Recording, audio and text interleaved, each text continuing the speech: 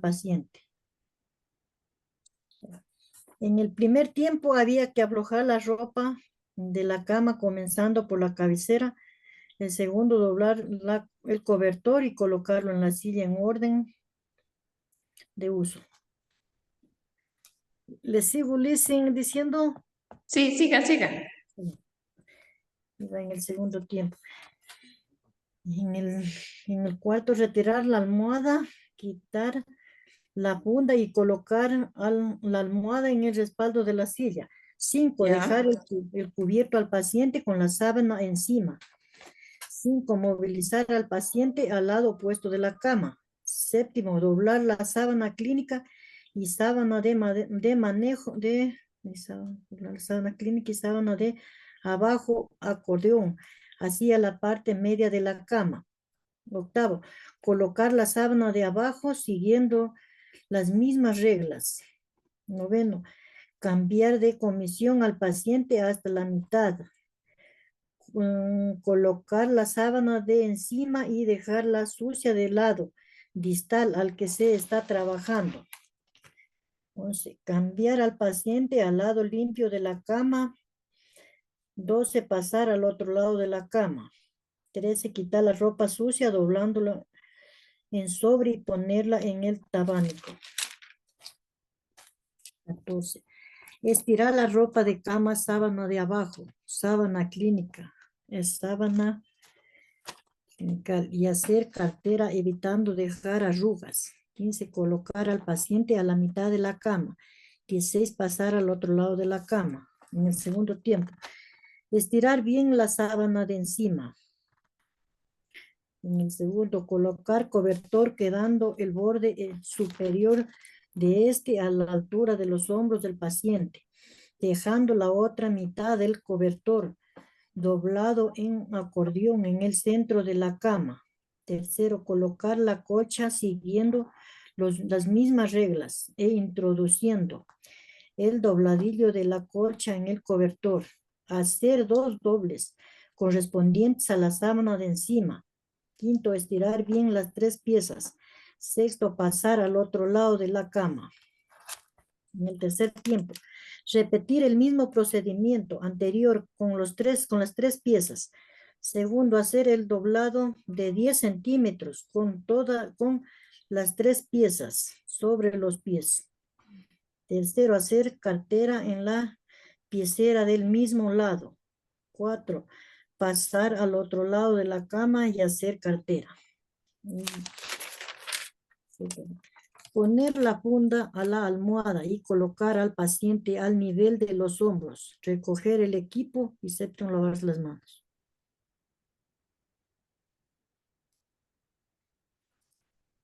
Ya, licenciada, eso es todo lo que ella aprendió. De lo que ha consultado. ¿Ya? Sí, Entonces ahora vamos a ir viendo uno a uno. Usted ya tiene una idea de cada tendido de cama. sí, Aquí licenciada. estamos hablando acerca de la cama cerrada. ¿Qué quiere decir la cama cerrada? La cama cerrada va a estar a la espera de un paciente nuevo. Cuando no hay paciente en la cama y estamos esperando un paciente nuevo, se llama cama cerrada. Esa cama va a permanecer tal y como está en la imagen, mire. Así va a permanecer la cama para la espera de un nuevo paciente. Porque ¿Qué está vamos bien a cerrado. necesitar para realizar la cama cerrada? Un cubre colchón, las 2 sábanas. Siempre vamos a necesitar las 2 sábanas, una encimera y la bajera, o la que tiene resorte y la que no tiene resorte. Vamos a utilizar también una media sábana, una manta, una colcha, una funda de almohada, un almohadón, el carro de ropa limpia y el carro también de ropa sucia, porque recuerde que vamos a ir retirando la ropa sucia y vamos colocando la ropa limpia. La bolsa de plástico para la ropa sucia, guantes desechables y el control de la cama. Siempre es importante que cuando vayamos a realizar los tendidos de cama nos aseguremos que la cama esté con el seguro, ¿sí? Ya, está con el freno. Claro, con el freno, ¿ya? Pero en esta cama cerrada vamos a realizarla para que el paciente nuevo ingrese, ¿no es cierto? Sí, licenciada. Ya, acá tenemos en cambio la cama abierta. ¿Qué quiere decir una cama abierta? Cuando el paciente está en esa cama. la cama está ocupada por un paciente, pero no la ocupa en el momento de hacerla. Por ejemplo, el paciente está ambulatorio, el paciente puede caminar, está con los familiares caminando en el pasillo. Mientras tanto, nosotros podemos hacer el cambio de la ropa de cama. Ahí quiere decir una cama abierta, ¿sí? Ya cuando uno se cambia de sábanas es una cama Y el abierta. paciente está ambulatorio, pero por ejemplo, un paciente que tiene una fractura de cadera, el paciente no va a poder caminar, ¿no es cierto? El paciente va a permanecer en la cama todo el tiempo, Sí, licenciada. ¿ya? Entonces, en la cama abierta, el paciente va a estar ahí recostado y él va a poder movilizarse. Por ejemplo, se va a levantar y se puede ir a realizar a caminar, a estar caminando por el pasillo mientras, perdónenme un ratito, mientras nosotros podemos realizar el tendido de cama. El paciente está ambulatorio, como quien se dice, ¿sí? Sí,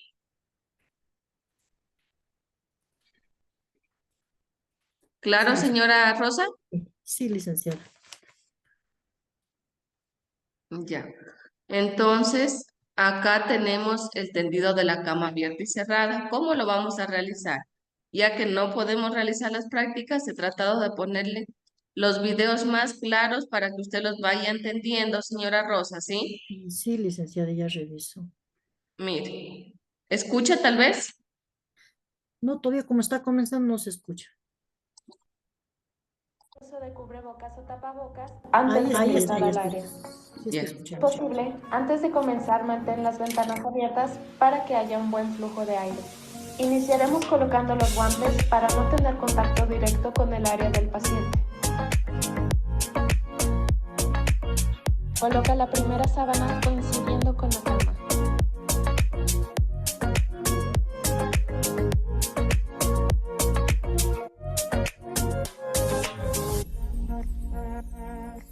La misma sábana harás un ángulo en la parte superior e inferior de la cama.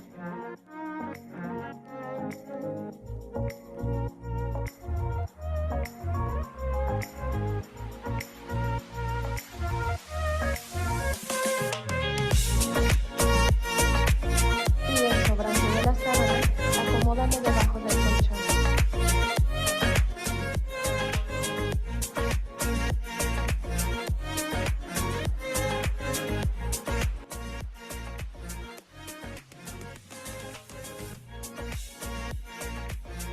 Mire cómo queda colocada la cama, la sábana entremetida, mire, para poder movilizarlo al paciente. Ahora extiende la segunda sábana de tal manera Y que luego va la encimera, señora el Rosa. sobrante introdúcelo debajo Ya estoy observando. Primero va la de resorte, luego va la media sábana, la pequeña, para poder transportarlo al paciente o movilizarlo o darle el cambio de posición. Y luego va la sábana sin resorte, mire. Ya.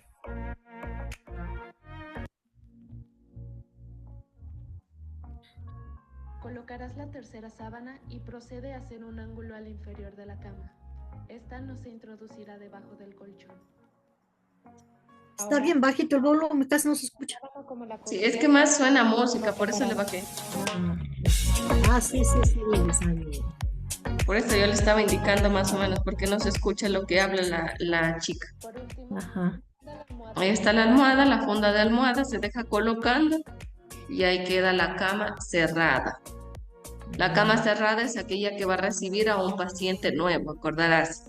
antes de La comenzar, cama cerrada es la que recibe un paciente nuevo. haya un buen flujo de aire. La cama abierta, en cambio, es cuando el paciente es ambulatorio. Contacto directo El paciente está hospitalizado, pero puede levantarse para yo poder realizar el tendido de cama. Coloca la primera El paciente puede estar caminando por el pasillo mientras yo le realizo el tendido de cama.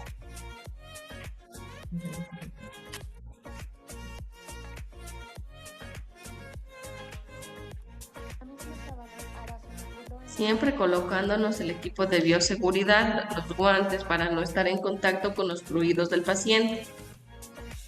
Ya dio seguridad. Ahí le hacen ese doblez característico del,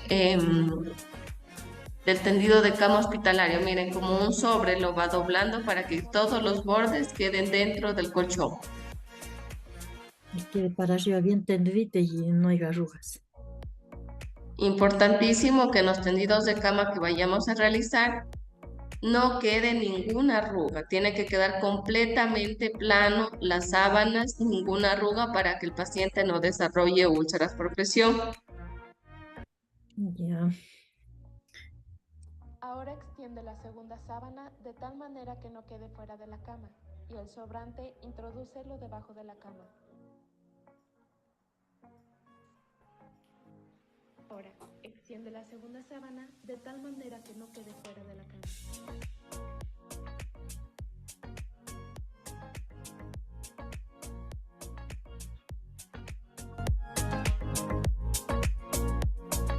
Colocarás la tercera sábana y procede a hacer un ángulo al interior de la cama. Esta no se introducirá debajo del colchón. Ahora, puedes doblar tanto la sábana como la cobija para tener tu cama preparada. Una vez doblada la segunda sábana y la cobija, procederemos a doblar ambas prendas a la parte inferior de la cama.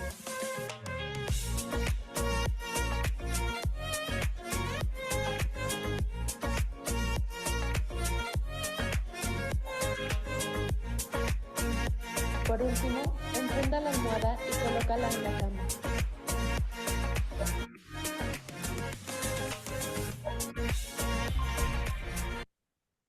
¿Claro, señora Rosa?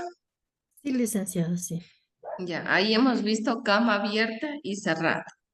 Ahora vamos a ver acerca de la cama ocupada. ¿De qué trata la cama ocupada? El paciente permanece en ella. Por ejemplo, un paciente que tiene una fractura en la rodilla, un paciente que tiene una fractura en el tobillo, estos pacientes no van a poder caminar por sí solos, no van a poder deambular. ¿Cómo va a estar el paciente? Va a permanecer siempre en la cama, ¿no es cierto? Entonces ahí nosotros tenemos que realizar el tendido de cama con el paciente dentro de la cama. Lo giramos en decúbito lateral, lo ponemos hacia el lado derecho, vamos quitando las sábanas del lado izquierdo y vamos colocando las nuevas sábanas para que el paciente lo colocamos de cúbito izquierdo, de cúbito lateral izquierdo y vamos colocando completamente las sábanas. ¿Ya? En la cama quirúrgica es aquella que está preparada para recibir a un paciente que salió de cirugía. Postquirúrgico quiere decir que el paciente recién salió de cirugía. Ahí vamos a realizar un tendido de cama quirúrgica. ¿Sí? Sí, licenciada. ¿Ya? Aquí vamos a ver estos dos videos para que los entienda mucho mejor. Si no, no me va a entender solo conversándole aquí, ¿ya? Lavado de manos, ya y mire. Colocando los guantes para no tener contacto directo con el área del paciente. Saca las sábanas que están por debajo del colchón del paciente. Ahora, dobla los extremos hacia el centro.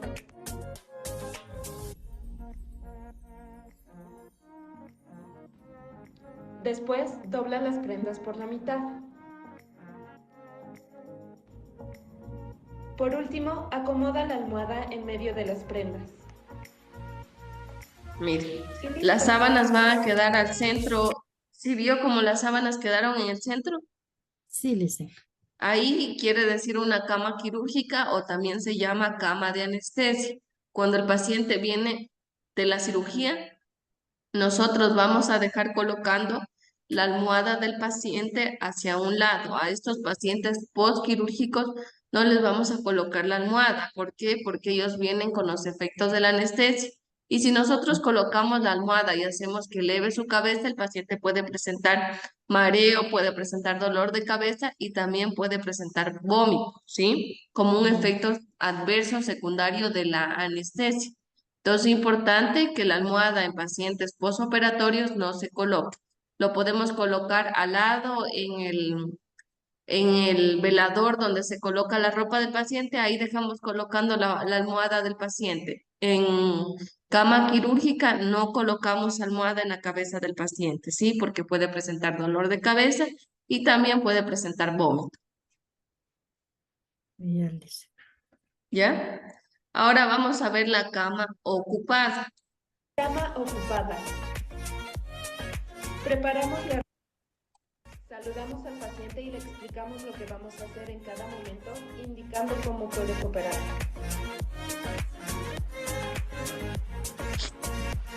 Colocamos a la persona en posición de cúbito lateral. Mire, ahí le están poniendo a la paciente en decúbito lateral, para que mientras la paciente está ahí acostada, están haciendo el tendido de cama. Este señor, mire, está realizando el tendido de cama. Sí, está de cúbito lateral. Va quitando las sábanas sucias y va poniendo las sábanas limpias en un solo movimiento, para no demorarnos, para no alterar el estado del paciente, ¿sí? Cuando el paciente está inconsciente, tenemos que realizar lo más rápido posible el tendido de cama. Ya, ¿Ya? ¿Claros hasta aquí? sí, licenciada. Ahora vamos a ver, Rosa, vamos a hablar acerca de los signos vitales, ¿sí? Los signos vitales es la medición de estos indicadores sirve para evaluar la actividad de los órganos vitales, como lo es el cerebro, el corazón, los pulmones, siendo su control una actividad básica del personal de enfermería. Cuando nos dicen tomemos la presión, tome la temperatura, ese es un papel importantísimo en el personal de enfermería. Por eso es importante que nosotros sepamos tomar correctamente la presión arterial, correctamente la temperatura, correctamente la respiración, el pulso del paciente y también la saturación de oxígeno, ¿sí? Como Y eso habíamos no, hablado, dentro de los signos vitales tenemos la temperatura, el pulso, la presión arterial, la frecuencia respiratoria y la saturación o la oximetría. ¿Pregunta, Rosa? me quedan los signos vitales, iba a anotar. Allá. ¿Va a anotar? Adelante. Sí, dígame, es que me olvidé. Signos vitales, ¿cómo quedó? Ya, la medición de estos indicadores, de los signos vitales, sirve para evaluar la actividad de los órganos vitales, como lo es el corazón, los pulmones y el cerebro, ¿ya? Esta actividad es básica en el personal de enfermería. ¿Cuáles son los signos vitales? La presión arterial, la temperatura, la frecuencia respiratoria, el pulso y la saturación o la oximetría. ¿Cómo dijo? ¿O oximetría? Oximetría. Ya le dicen gracias. Ya.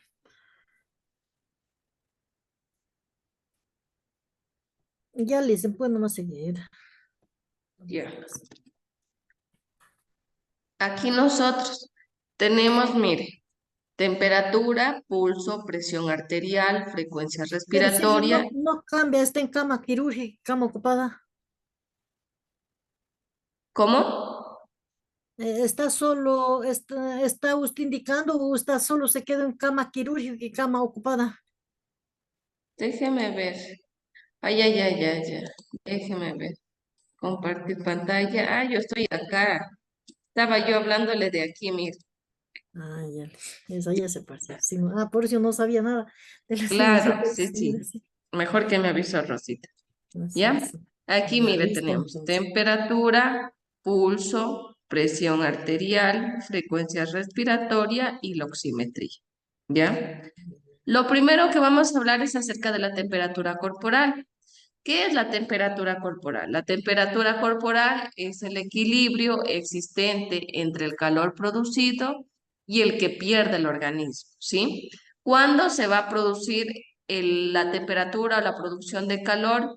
Cuando nosotros nos estamos alimentando mediante el metabolismo de los alimentos, cuando realizamos actividad física, cuando nosotros ya nos levantamos, empezamos a hacer los quehaceres de la casa, nosotros estamos produciendo calor. Cuando nosotros realizamos ejercicio físico, también hay una producción de calor. Ahí mientras están realizando sus ejercicios, van a producir calor, ¿sí? Empiezan a sudar porque el ejercicio físico que están realizando hace que se produzca el calor. Mediante la estimulación hormonal, cuando las mujeres van a tener la menstruación, también hay una producción de calor, ¿sí? Ya. Entonces, ¿cuál es el centro termorregulador de la temperatura? ¿Sí? Es el hipotálamo, ¿sí? Este funciona como un termostato, que este va a regular la temperatura. Cuando nosotros vamos a presentar, cuando estamos en un clima como el de Loja, vamos a presentar frío, ¿no es cierto? Y el centro termorregulador, que es el hipotálamo, ¿cómo funciona? Mediante la vasoconstricción de los capilares para conservar la calor. En cambio, cuando estamos en un clima como el de Catamayo, que es un clima caliente, va a producirse una vasodilatación, que es un aumento del flujo sanguíneo. Los capilares se dilatan cerca de la piel para perder calor al medio ambiente. Empezamos a sudar, ¿no es cierto? Cuando estamos en un clima caliente empezamos a sudar. En cambio, cuando estamos en un clima frío, que empezamos a presentar como unos escalofríos. Esos escalofríos, esos espasmos que se presentan a nivel muscular, es para que la persona no pierda mucha temperatura, no pierda mucha calor y se produzca una vasoconstricción. ¿Sí? Dice. ¿Entendido? Mm, casi que no me quedó muy claro donde que dijo que los capilares se delitan cerca de la piel para perder calor al medio ambiente. Sí, cuando nosotros estamos en un clima caliente, como por ejemplo puede ser Catamayo, ¿no es cierto? En Catamayo es un factor ambiental ya que el clima sea caliente. Como nosotros o como el hipotálamo, que es el centro termorregulador, cómo este hipotálamo funciona, haciendo Ah, la vasodilatación, aumento del flujo sanguíneo. Estos capilares se van a dilatar cerca de la piel para perder calor. ¿Cómo vamos a perder calor? Mediante la sudoración. Mediante la sudoración nosotros vamos a ir perdiendo calor para que este centro termorregulador, que es el hipotálamo, mantenga el cuerpo en unas condiciones normales. En cambio, cuando hay mucho frío, demasiado frío, ¿qué se va a producir? ¿Sí? ¿Qué va a producir? escalofrío. Vasoconstricción de los capilares cerca de la piel. Aquí nosotros empezamos como a tener escalofríos. Estos escalofríos van a ser, ¿no es cierto?, unos movimientos. Nosotros nos empezamos a temblar, a temblar. Entonces, mediante estos movimientos que son los escalofríos, el cuerpo va a empezar a producir calor para que el centro termorregulador, que es el hipotálamo, haga que el cuerpo no pierda demasiado calor.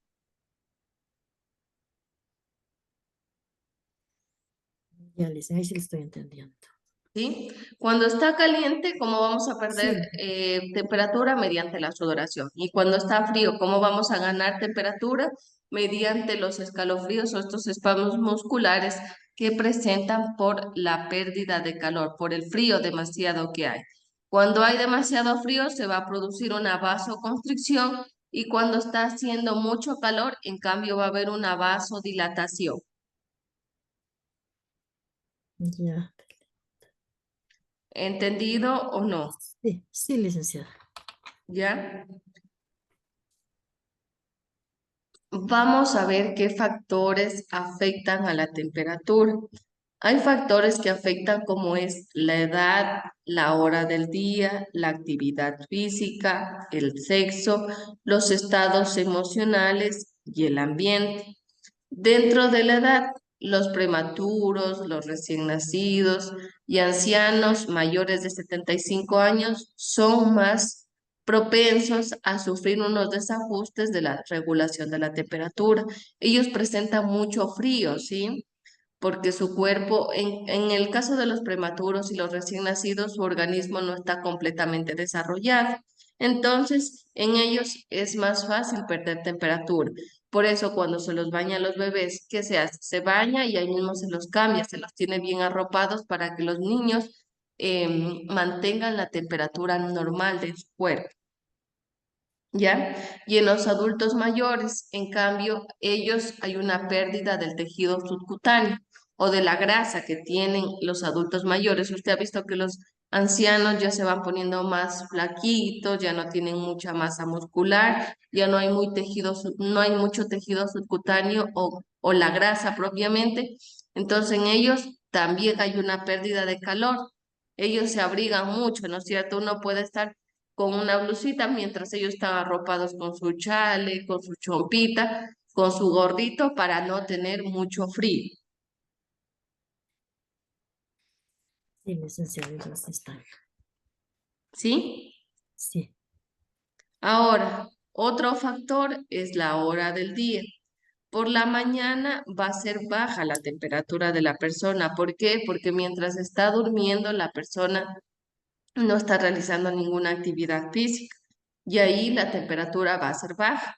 Pero luego a las 8 y a las 12 de la noche es donde va a alcanzar su temperatura máxima. ¿Por qué? Porque luego de haber realizado las actividades físicas que tenía previsto, por ejemplo, yo me levanto, vengo a trabajar, voy, almuerzo, vuelvo a trabajar, entonces ya estoy realizando actividad física. En cambio, durante la noche no estoy realizando nada de actividad física, la temperatura va a ser inferior en la mañana y va a ser superior en la noche. Ya, licenciada.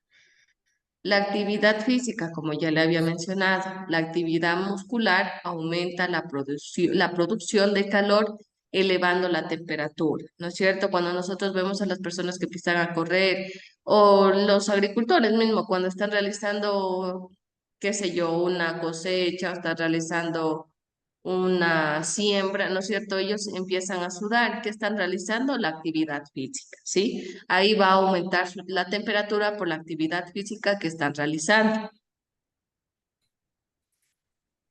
¿sí? Sí, Otro licenciada. factor que afecta a la temperatura es el sexo, ¿sí? Aquí en las mujeres, la secreción de progesterona produce una elevación de la temperatura en la ovulación. Cuando nosotros vamos a menstruar, que es la ovulación, aquí hay una secreción de progesterona que va a hacer que aumente la temperatura en las mujeres, ¿sí? Entonces, el sexo también influye, o el género va a influir en las mujeres, va a haber una elevación de la temperatura cuando se va a producir la ovulación, ¿sí? ¿Por qué? Porque hay una secreción de progesterona, que es una hormona que está presente en las mujeres. ¿Ya? Ya, Los estados emocionales, la elevación de la hormona adrenalina y noradrenalina, también produce un aumento del metabolismo. Cuando nosotros estamos nerviosos, estamos haciendo una exposición y empezamos a ponernos nerviosos, ¿qué empezamos, no es cierto? A sudar, nos ponemos coloraditos, hay un enrojecimiento en nuestras mejillas. Ahí es por aumento de la hormona adrenalina y noradrenalina que va a ser que haya un aumento del metabolismo, ¿sí? ya, sí. Te entendí. En el ambiente también ya habíamos hablado del clima y de la situación geográfica que afectan directamente a la temperatura. Habíamos dicho que si estamos en Catamayo, ¿cómo nos vamos a sentir, señora Rosa? Nos vamos a sentir con calor y empezar a sudar. No es cierto. Mientras si estamos en Loja, en Saraguro, que son climas fríos, ¿qué va a Ahí pasar? nos sentimos con frío y vamos a tener escalofrío y así. Sí, ¿no es cierto? Y hay demasiado frío y nosotros empezamos a temblar, a tener escalofrío. Ese escalofrío, ¿por qué se produce? Por el hipotálamo, ¿sí? Que va a haber una vasoconstricción en los capilares y se produce estos escalofríos para que el cuerpo no pierda mucha calor, ¿sí? Sí, dice. Ya. Aquí nosotros tenemos los valores de la temperatura. Hipotermia, ¿qué quiere decir una hipotermia? Es la disminución de la temperatura corporal por debajo de los valores normales. 36 grados centígrados. Puede darse por causas tóxicas, endócrinas o medicamentosas o también por el clima. Si nosotros estamos en un clima frío, si no estamos con ropa abrigada, podemos tener una hipotermia, ¿no es cierto? En cambio, ¿qué quiere decir la hipertermia? Es el aumento de la temperatura por encima de los valores normales, que es de 37,1 a 40,5 grados centígrados. ¿Por qué puede producirse una hipertermia? En casos como puede ser una infección o inflamación, que puede ir acompañada de alteraciones circulatorias, hematológicas, metabólicas y de la conciencia. Entonces, hipertermia, ¿qué quiere decir, señora Rosa? Hipertermia, no lo encuentro esa. A ver, hipertermia. Elevación de la temperatura, aumento de la temperatura por encima de los valores normales. Dicen, vuelvo a repetir, hipertermia, ¿cómo dijo? Hipertermia es el aumento de la temperatura corporal por encima de los valores normales.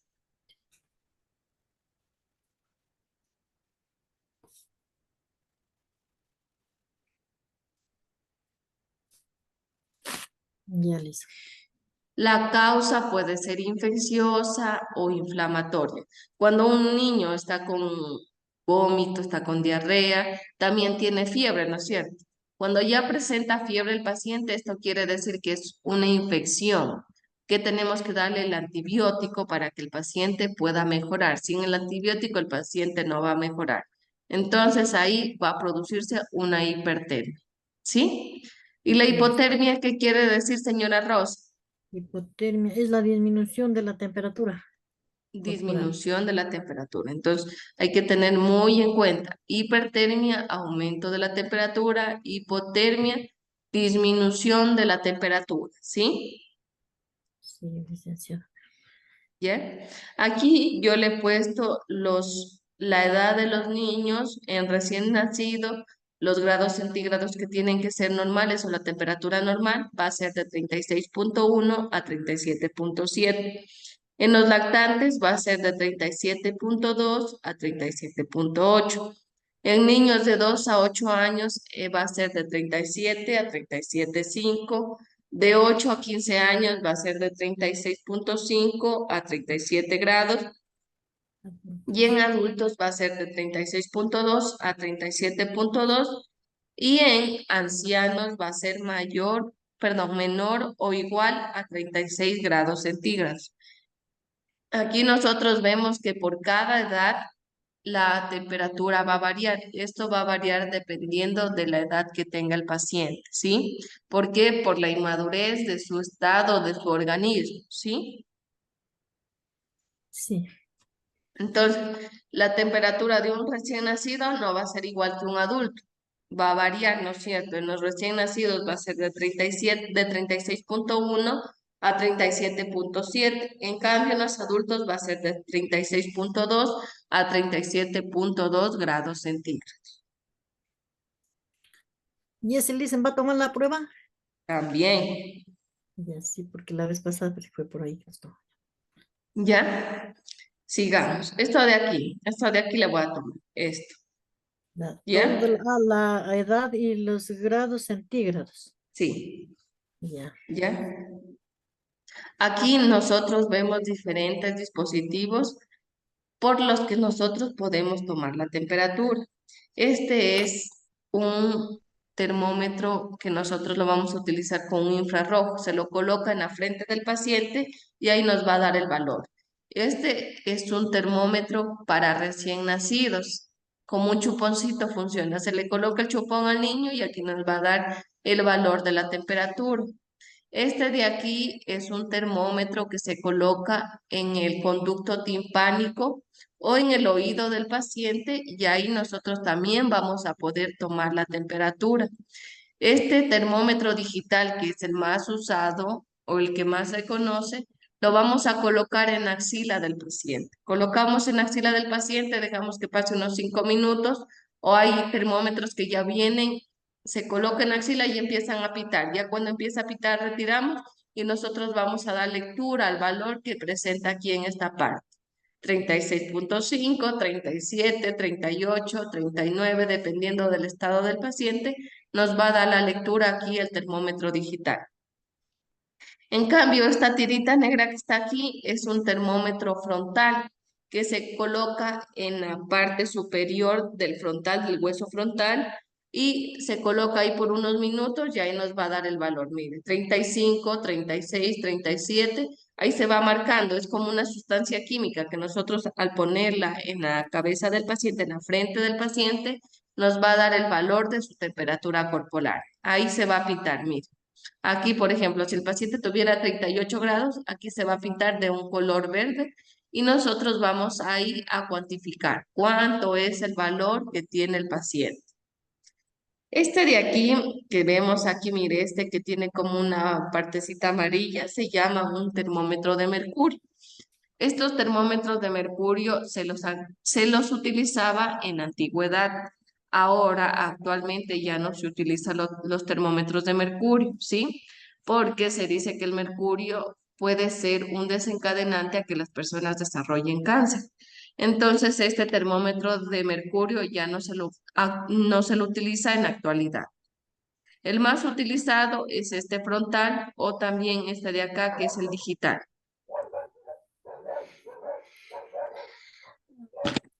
¿Pregunta, señora Rosa? Después de este de niños del primerito que está. Y el otro. ¿Cuál? ¿Este de aquí? Ande, ¿Tiene trago? Este. papá, más tarde.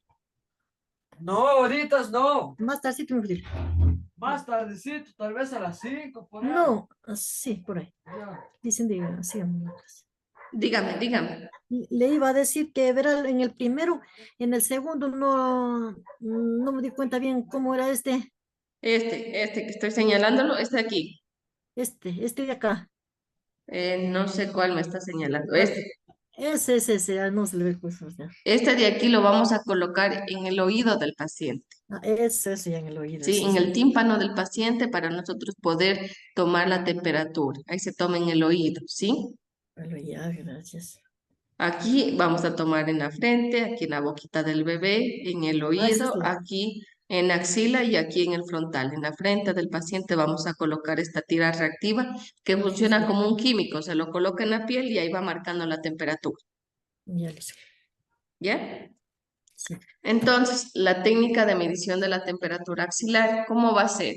Vamos a, primero, los materiales. Vamos a utilizar el termómetro, que va a ser el electrónico, la hoja, el bolígrafo, las gasas y el desinfectante. ¿Ya? Entonces, aquí, lo primero que vamos a hacer, vamos a lavarnos las manos y a ponernos los guantes. Luego de eso vamos a explicar al paciente lo que se va a realizar. Vamos a pedirle su colaboración. Vamos a comprobar si la axila está húmeda. Si la axila está sudada, nosotros vamos a secar con una gasa o con una toalla de mano, de esas desechables con las que nos secamos las manos cuando nos lavamos. Vamos a tomar una toallita y vamos a limpiar la axila del paciente, ¿sí? Luego de esto, colocar una funda desechable si fuera necesario, pero para eliminar la gasa o la toallita que utilizamos para limpiar la axila del paciente, ¿ya? Luego vamos a colocar el bulbo del termómetro en la axila y cruzar el antebrazo del paciente sobre el tórax y lo vamos a mantener durante 10 minutos. Pero esto no es estándar, no es que todos los termómetros vamos a esperar 10 minutos.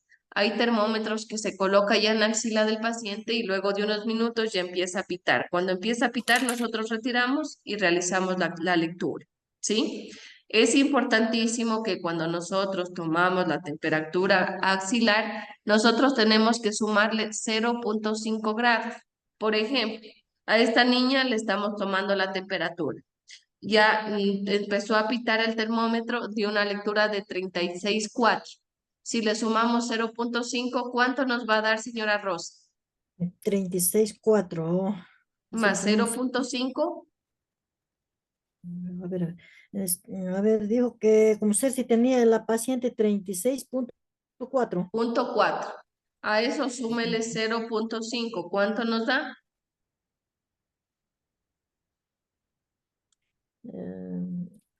El 5, que es medio punto. 0.5. 0.5 coloca. Quedaría 37. No, 36.4 más 0.5, ¿cuánto nos da?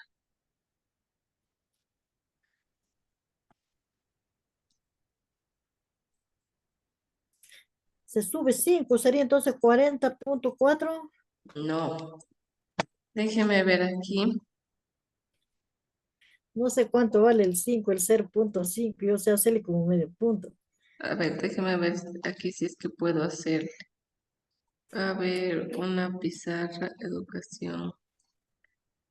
Eh, ¿Está viendo la pantalla, señora? Está solo ahí un niñito, las técnicas de medición de la temperatura.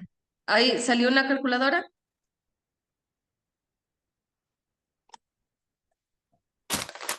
¿Salió una calculadora, señora Rosa?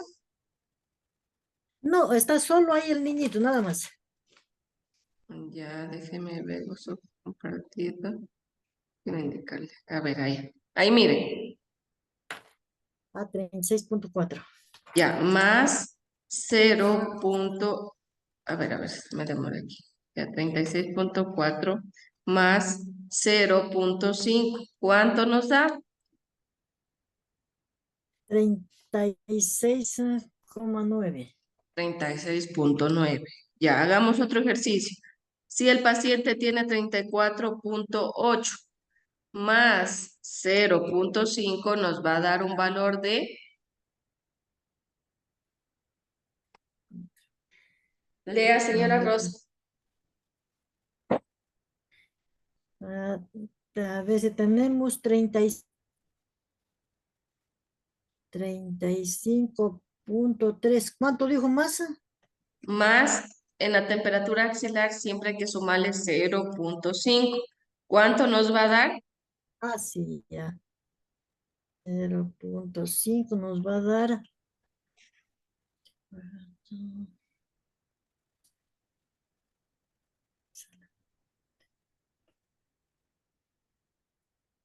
35.8. 35.8, ¿no es cierto? ¿Está fácil o no? Sí, está fácil porque solo se le va. No me daba cuenta que aquí era 5, era medio Mire, punto. así Ese no tiene le que sabía. colocar 36 Ah, sí, ahí sí, sí, punto, sí, sí, pues. Ajá. punto 2 más 0.5. Entonces, 5 más 2, 7. Aquí 6. ¿Cuánto nos va a dar? Ahí nos da 36.7. 36.7, ¿no es cierto? Ajá. ¿Claro? Sí, licencia, está claro. Perfecto, sigamos. ¿Ya? A ver. También tenemos una técnica para medir la temperatura rectal, que esta me había olvidado de poner en la diapositiva anterior. La temperatura rectal actualmente ya no se la toma, señora Rosa, ¿sí? Siempre se va a tomar temperatura axilar, temperatura bucal, frontal, también se va a tomar temperatura en el oído, pero ya temperatura rectal actualmente ya no se toma. ¿Por qué? Porque se está atentando contra la intimidad del paciente. Entonces, la temperatura rectal ya muy poco se la toma en la actualidad, ¿sí? Lo que más se toma es temperatura axilar. Ya, Usted cuando se va a hacer atender, ¿dónde le toma la temperatura, señora Rosa? solo en la axila. En axila, ¿no es cierto? Entonces, esta Axila. temperatura rectal solo es para que usted tenga un conocimiento de que también tomamos, pero ya en la actualidad no se realiza temperatura rectal, ¿sí? Sí, Luis. Ya. Aquí le dejo un videíto para que usted los pueda revisar al final, ¿sí? Porque si nos Información. ponemos a ver todos los videos, se nos va a ir el tiempo y quiero acabar con signos vitales, ¿ya? Señora Rosa, Ya, Luis. ¿ya? Ahora vamos a ver la respiración.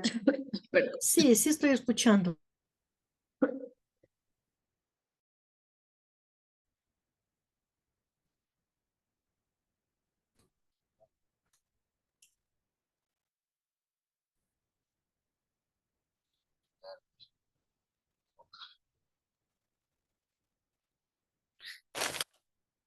Respiración. Ya, señora Rosa, me dio una tos. A ver, la respiración. Anteriormente, ¿qué revisamos? ¿Qué signo vital revisamos, señora Rosa?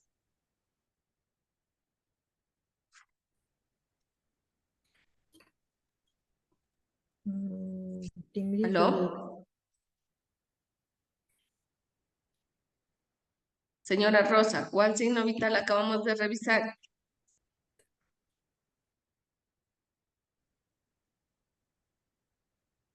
El que recién acabamos de hablar.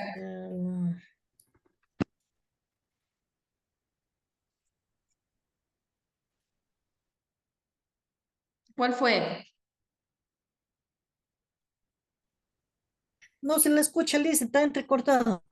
Ahí, ¿me escucha? Pues, ahí se le escucha. Ya. Le preguntaba, el signo vital que recién acabamos de revisar, ¿cuál era?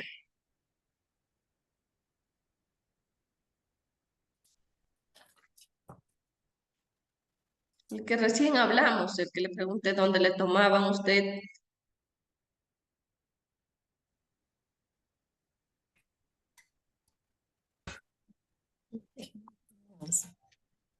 ¿Cuál era?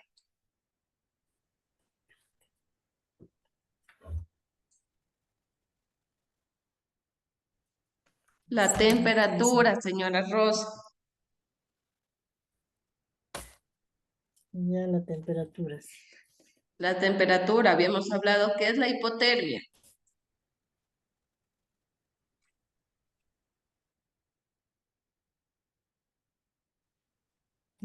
La hipotermia, ¿sabes cuando hace calor o frío? No, ¿qué era la hipotermia? Ya hablamos.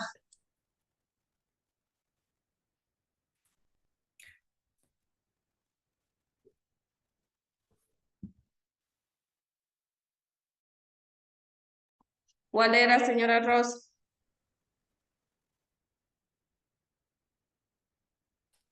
La hipotermia, Ajá, ¿cuál era la hipotermia?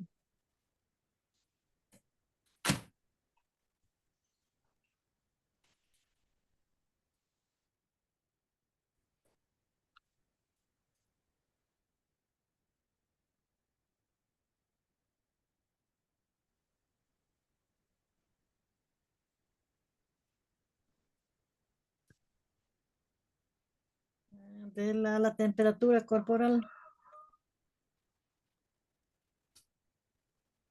¿Cuál era?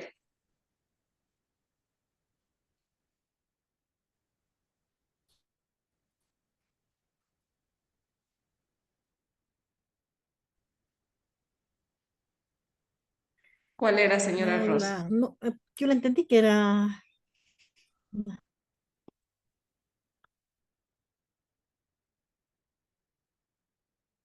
Ya me ve, señora Rosa, mire. Ya prendí el celular para que me vea y me vaya preguntando. A ver, dígame, señora Rosa.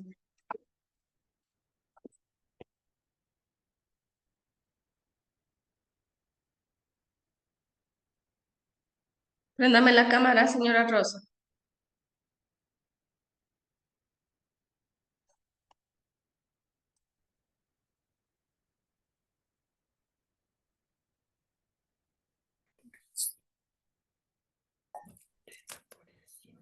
Ya. Entonces, habíamos hablado de la hipertermia y de la hipotermia. ¿Sí? Para que esté claro.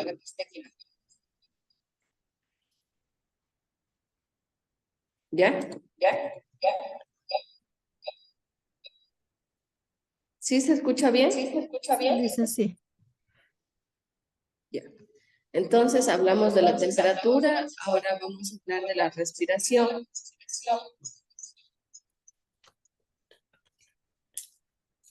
¿Ya? La respiración es la función mediante el cual el organismo introduce oxígeno o aire a los pulmones y exhala dióxido de carbono, ¿sí? Hay la inspiración y la expiración. ¿Qué quiere decir la inspiración? Tomar aire, tomar oxígeno y la expiración significa botar dióxido de carbono, ¿sí? Ahí va a haber un intercambio de gases. ¿Sí? Inspiración.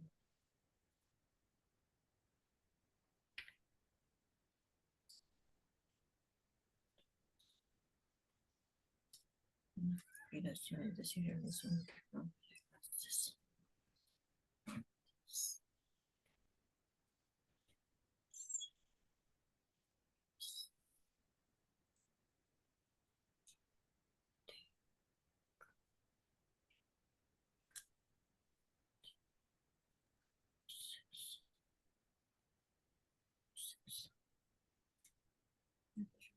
Entonces, aire, oxígeno, pulmones, inspiración, eliminación de dióxido de carbono. Inspiración, inspiración,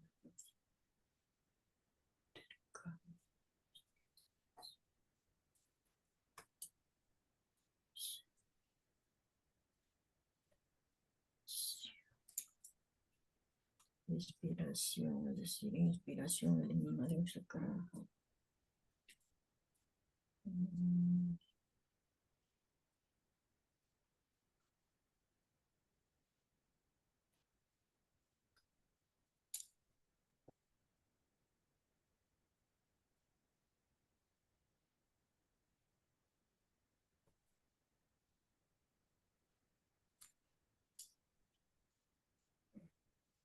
¿Ya?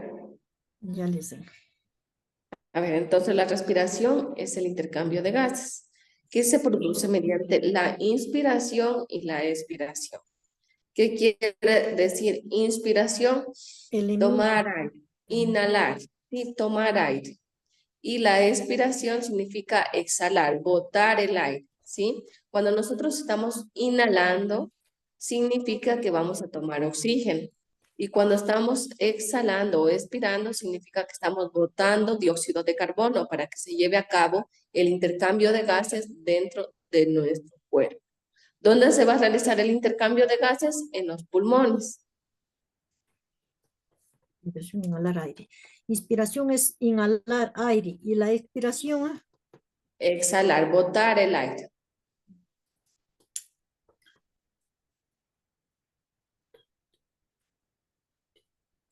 Ya les sé.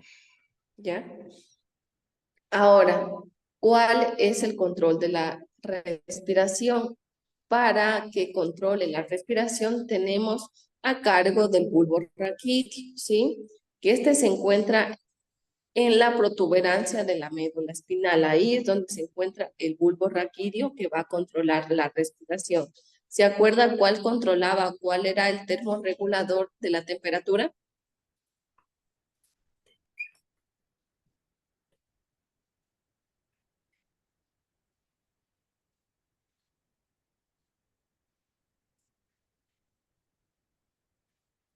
¿Cuál era? El hipotálamo, señora Rosa.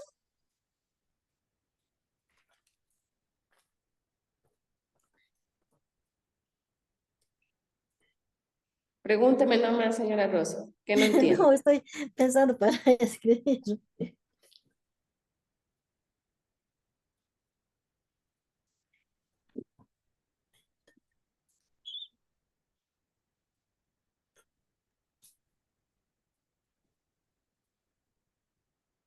Esta materia es la segunda vez que la toma, ¿no es cierto? Sí, le dicen, es que sabía y pasa que como no le he puesto en práctica, no lo entendí bien. Ya, entonces, ¿cuál era el termorregulador de la temperatura? Eh, ¿O quién controla la temperatura?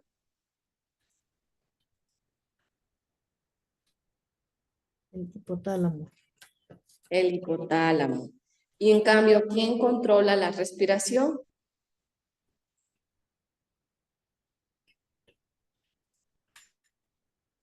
La respiración, El bulbo raquídeo. la temperatura. Temperatura, hipotálamo. ¿Y ¿quién maneja el control de la respiración? El bulbo raquídeo.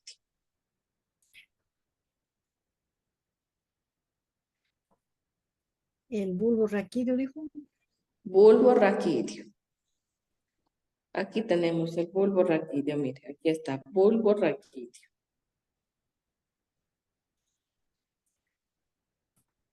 Aquí está, mire, bulbo raquídeo.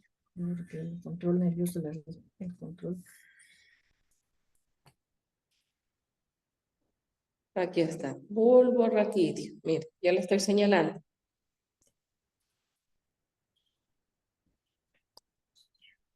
Ya dicen, ahí está bulbo raquídeo. ¿Cómo va a controlar el bulbo raquídeo la respiración? Mediante la inspiración y la expiración. ¿Cuál era la inspiración, señora Rosa? Ya hablamos de eso.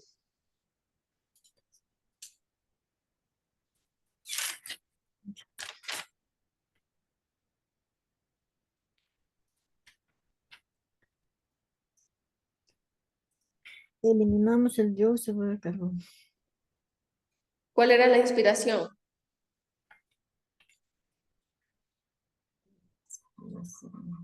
Eliminamos el dióxido de carbono.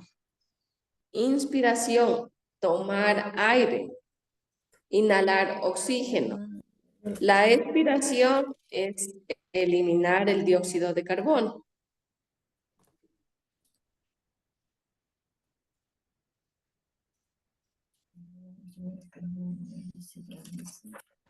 ¿Ya? ¿Cómo vamos a registrar nosotros la respiración? Vamos a registrarla aquí, mire, aquí dice respiraciones por minuto.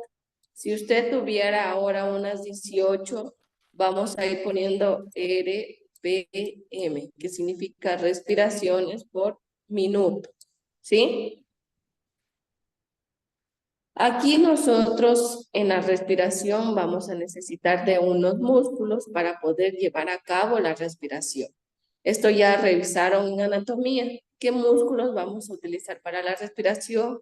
Los músculos respiratorios accesorios, el músculo intercostal interno, el músculo intercostal externo y el diafragma. Todos estos músculos nosotros los vamos a utilizar para llevar a cabo la respiración, ¿sí? En la inspiración contraemos el tórax y en la expiración relajamos los músculos del tórax.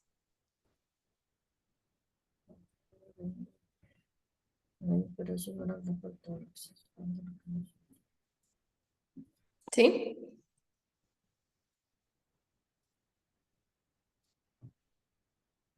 Los dos pasan durante la actual, entonces.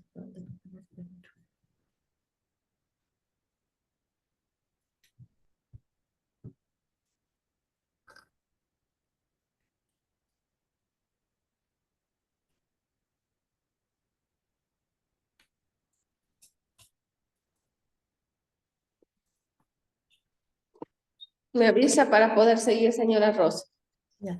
Dicen los músculos para la respiración, ¿cuáles serán? Aquí.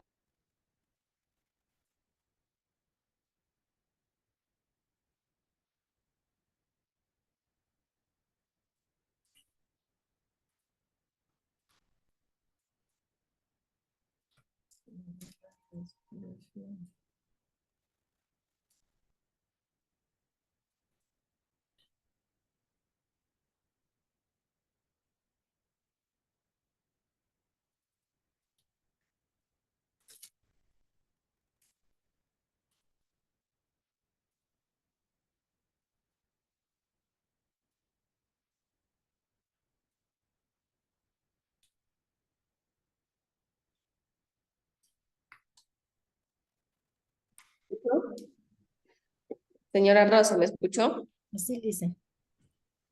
El músculo respiratorio accesorio, músculo intercostal interno, músculo intercostal externo y el diafragma. Todos estos músculos vamos a utilizar para llevar a cabo la respiración.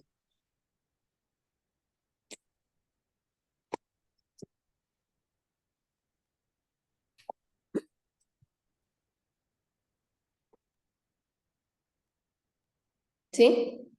Ya le sé. ¿Ya? Aquí.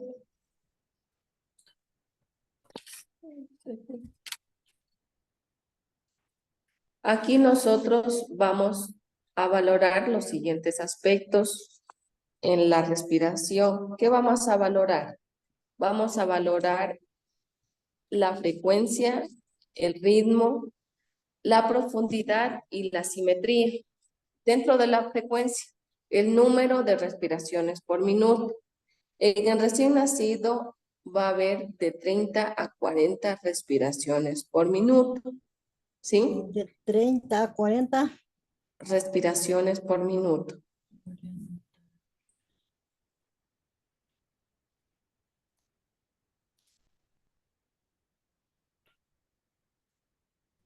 En los niños va a haber de 26 a 30 respiraciones por minuto. 26 a 30. Y en los adultos, en usted o yo, va a haber unas respiraciones de 12 a 20 respiraciones por minuto. En los adultos ya. 20.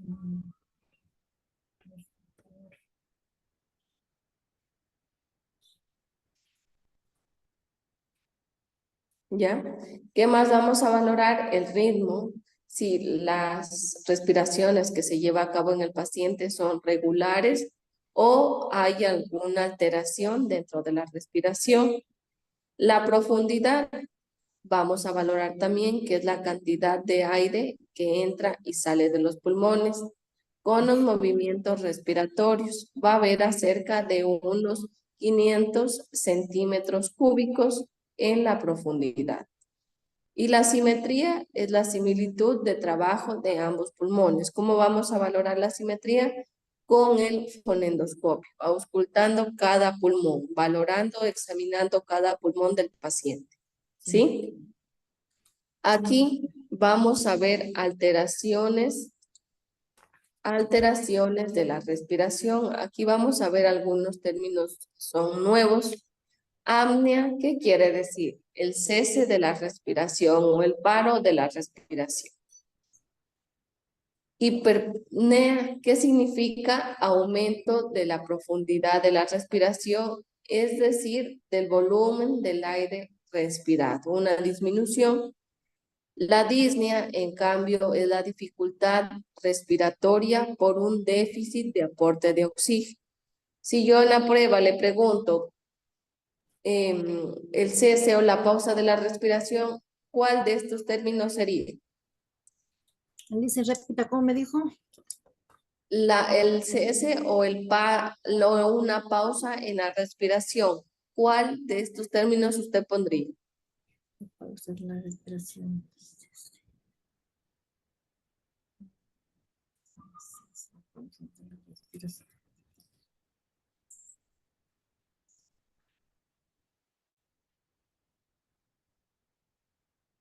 La apnea, señora Rosa.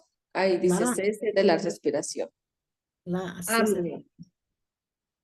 ¿Sí? apnea, También apnea. podemos encontrar la ortopnea. ¿Qué es la ortopnea? Es la incapacidad para respirar en posición horizontal. Si el paciente está en posición horizontal y tiene una dificultad para respirar o una incapacidad para respirar, se va a llamar ortopnea, ¿sí?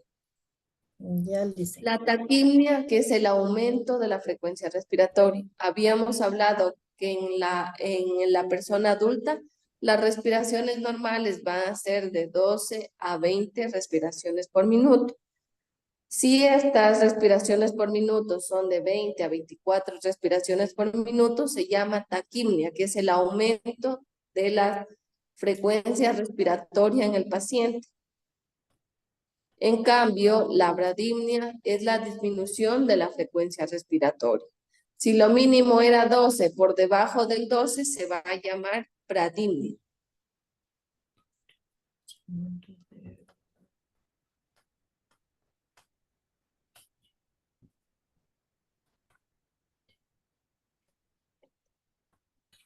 Ahora también puede haber una respiración superficial.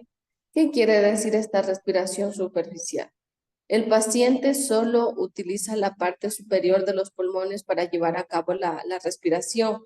Esto con el fin de evitar dolor, ¿sí? Hay pacientes que han sufrido accidentes de tránsito y que ellos tienen una respiración superficial porque al momento que tuvieron el impacto con el otro vehículo, tuvieron una lesión a nivel de los pulmones. Para no sentir dolor empiezan a respirar superficialmente, más rápido, pero superficialmente, ¿sí?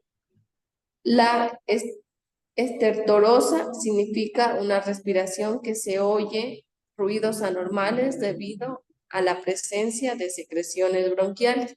Esto lo podemos nosotros valorar en aquellos pacientes que tienen neumonía o bronquitis. En ellos va a ser una respiración estertorosa, ¿sí?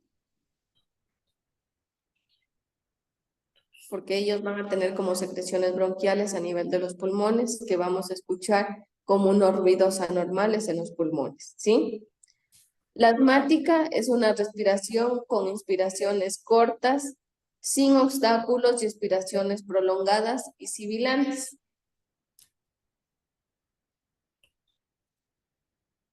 ¿Preguntas tal vez, señora Rosa? No, licenciada, está entendido. La de Cheney-Stone presenta un periodo de respiración lenta y superficial, luego se hace más rápida y profunda hasta llegar a la cima, para de nuevo hacerse lenta y superficial y luego se hace rápida y profunda, ¿sí? La de Kussmaul o acidótica, en cambio, es una respiración profunda y rítmica con aumento de la frecuencia, con pausas entre expiración e inspiración y entre cada movimiento respiratorio, ¿sí? Y la de Biot es una respiración con ritmo y frecuencia irregulares, ¿sí? Todos estos términos son alteraciones de la respiración. Estos términos usted los tiene que ir anotando en una libretita. No sé si el ciclo anterior tuvieron una libreta donde van a ir anotando todos estos términos nuevos para que usted los pueda Listo, yo ir estudiando poco a voy a poco. volver más lequito a la clase y voy a ir anotando todos para que vaya quedando claro. Sí, o en las diapositivas también. Ahí están todos estos términos, señora Rosa. Ya, licenciada, sí. ¿Ya? Entonces, la técnica de medición que vamos a utilizar para medir la frecuencia respiratoria. Vamos a utilizar un reloj segundero, una hoja y un bolígrafo, ¿sí? Entonces, ahí vamos a ir. Lo primero que vamos a hacer es el lavado de manos y ponernos guantes de manejo, ¿sí? Esto es opcional, si usted quiere colocarse guantes de manejo. Luego de eso vamos a pedirle al paciente que por favor nos colabore y vamos a ir viendo nosotros la expansión del tórax. Nosotros vamos viendo cuántas veces se va elevando el tórax y ahí vamos contando. Lo normal en un adulto habíamos dicho que es de 12 a 20 respiraciones por minuto. Entonces, si usted tuvo 18 respiraciones por minuto, tal y como lo puse aquí, mire, como que se quedó grabado aquí en la diapositiva. Ponemos 18 respiraciones por minuto en la frecuencia respiratoria. ¿Sí? Siempre nosotros la frecuencia respiratoria la vamos a tomar en 1 minuto. Para eso vamos a utilizar el reloj segundero, ¿sí?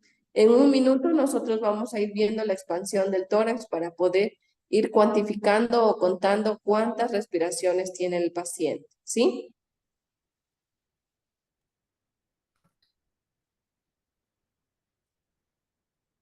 ¿Puedo seguir, señora Rosa? Sí, licenciada. Aquí hay un videíto para que usted lo pueda ir revisando para que vea cómo vamos a tomar la respiración, ¿sí? Ahora vamos a hablar acerca del pulso o la frecuencia cardíaca. Se denomina pulso arterial al latido que se aprecia cuando se comprimen las arterias sobre una superficie ósea. Esta va a reflejar las características de la contracción cardíaca, ¿no es cierto? Aquí nosotros estamos viendo en esta imagen de aquí que la persona se está tomando el pulso radial, ¿no es cierto? Aquí está el pulso radial y en la parte de acá está el pulso cubital. Aquí nosotros hacemos presión sobre la arteria radial y vamos a ir tomando. Asimismo, con el reloj segundero vamos a ir tomando en 1 minuto los latidos que nosotros vamos sintiendo. Aquí, mire. ¿Me va Aquí viendo en la listita. imagen o no? En esta venita. Sí, aquí está. Así Radial. es. Aquí está el radial Mire aquí, donde está el dedo pulgar. Ahí. Sí, sí, sí. Ahí va. Hágase presión aquí con los dos deditos. Haga presión. Aquí está, ya está bien, sí. Y ahí, ¿no es cierto? Va sintiendo como una contracción. Sí, licenciado. Aquí, miren, esta parte de aquí. Ajá, éxito. Tópese. Sí, así, ahí está bien. Aquí, mire, aquí. Ahí es donde vamos a tomar. Ahí. ¿Siente los latidos o no? Sí, Ya. Y también aquí nosotros tenemos el pulso radial y aquí el pulso cubital. En cambio, acá en el anular, o en el índice, perdón, está el pulso cubital. ya, el pulso vital. ¿Sí? Aquí, el pulso, al contraerse el ventrículo izquierdo, la sangre es bombeada por el corazón, de forma que sale impulsada con fuerza a través de las arterias, donde se produce una onda de expansión que hace que éstas se dilaten y aumente el tamaño. Los valores normales en un adulto va a ser de 60 a 100 latidos por minuto, ¿sí? Latidos por minuto. Aquí nosotros tenemos, en el lactante va a ser de 120 a 160 latidos por minuto. En niños pequeños va a ser de 90 a 140 latidos por minuto. En los preescolares va a ser de 80 a 110 latidos por minuto. En los escolares va a ser de 75 a 100 latidos por minuto. En los adolescentes va a ser de 60 a 90 latidos por minuto. Y en los adultos, como usted, como yo, va a ser de 60 a 100 latidos por minuto los valores normales, ¿sí? Si yo tengo 70 latidos por minuto, ¿estará normal o no? No. 70 latidos por minuto. Ah, no, sí está bien, porque es de 60 hasta 100 Bien. Si yo latidos tengo por minuto. 120, ¿está bien o no? 120 por adultos no está mal.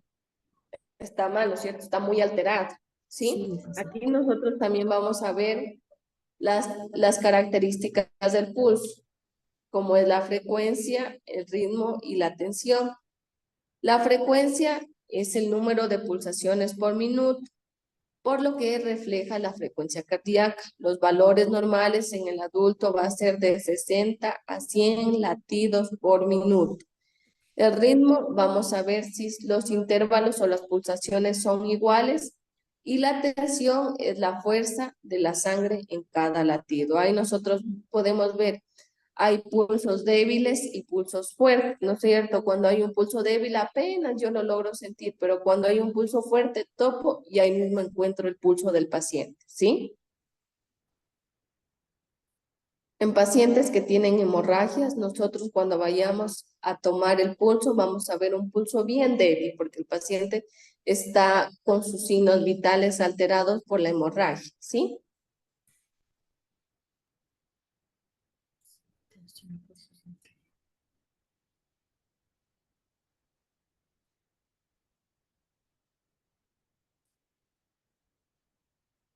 Mire, ahí vemos tal, miren la imagen de aquí. Estamos viendo cómo está tomando. ¿Qué pulso es ese, señora Rosa? Sí, dicen, ahí está la venita. Está Arteria. arteria, no No venita. es vena, es arteria Ya rosa. sí, sí, Por sí. eso se llama pulso arterial. Arteria, no es vena. ¿Ya? Este pulso, ¿cómo se llama? Ya le había dicho, ¿cómo se llama este pulso?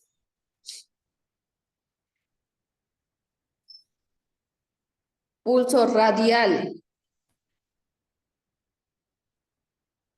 Y si lo estuviera tomando en la parte de acá, ¿cómo se llamara?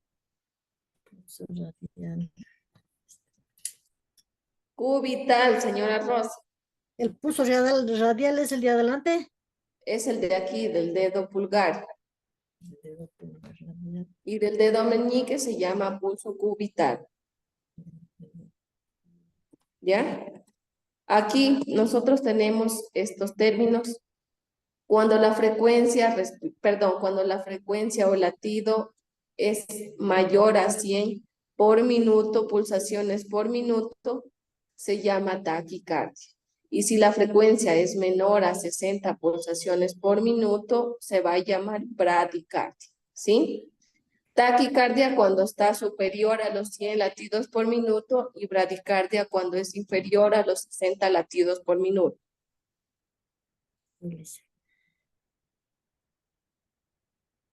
Y en el ritmo también podemos valorar. Va a ser bigeminado porque es agrupamiento por parejas de latidos y va a ser los latidos desiguales. Trigeminado, agrupamiento de 3 latidos de 3 en 3. Hay 3 latidos, hay un espacio de tiempo como muerto y luego nuevamente 3 latidos por minuto, ¿sí? Irregular, los latidos se suceden con intervalos irregulares y cada uno de ellos considerado aisladamente en diferente volumen y amplitud, ¿sí? Ahí vamos a ver un pulso irregular, ¿no es cierto? Nosotros en este momento, si nosotros nos tomamos el pulso radial, tópeselo a su pulso radial, señora Rosa. Es en el meñique. Es en el pulgar.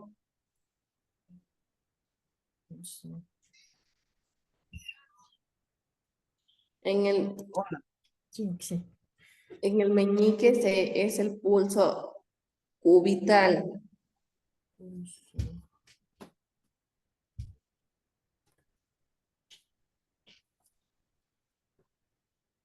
¿Ya?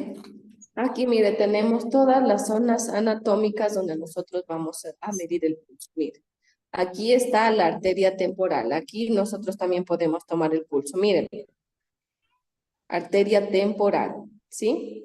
Aquí nosotros vamos a tomar el pulso temporal, arteria temporal. Aquí, arteria carótida. En esta parte de aquí, arteria carótida. Arteria humeral, el que nosotros vamos, míreme señora Rosa, arteria humeral, aquí, donde nosotros vamos tomando la presión arterial, aquí mire, ahí sentimos el pulso. Aquí tenemos la arteria radial, también tenemos la arteria femoral, aquí mire, arteria femoral, arteria poplitea en la parte posterior del muslo, la arteria tibial posterior y la arteria pedi, ¿sí? Todas estas zonas anatómicas es en donde yo puedo tomar el pulso al paciente, ¿sí? Sí, licenciada. Tenemos 8 zonas anatómicas donde podemos nosotros tomarle el pulso al paciente. Si el paciente tiene un accidente y no puedo tomarle imaginemos que se cortó ambas manos, ¿no es cierto? Hoy no vamos a poderle tomar el pulso radial. Nos podemos ir a la arteria femoral y podemos tomar el pulso aquí. O en el temporal o en la carótida, nosotros también podemos tomar el pulso al paciente. ¿Sí? Entonces, no es que solo hay un sitio donde tomar el pulso, sino que hay varios sitios donde yo puedo valorar el pulso del paciente. ¿Sí?